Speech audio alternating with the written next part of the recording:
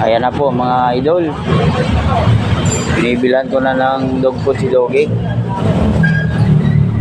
Kaya lang pinangako ko na bibigyan ko siya ng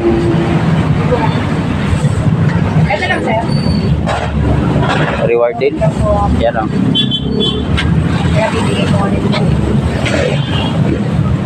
10 kilo lang muna. Para siya lang muna kay Doggy.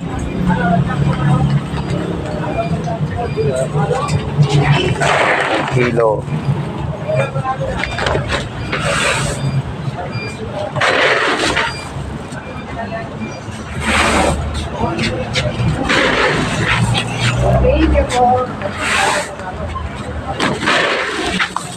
Okay lang sir.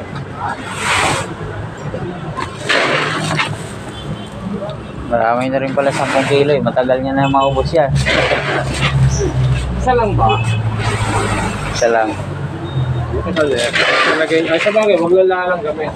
Kahit nandito lang sa sako yan, pwede na uyan.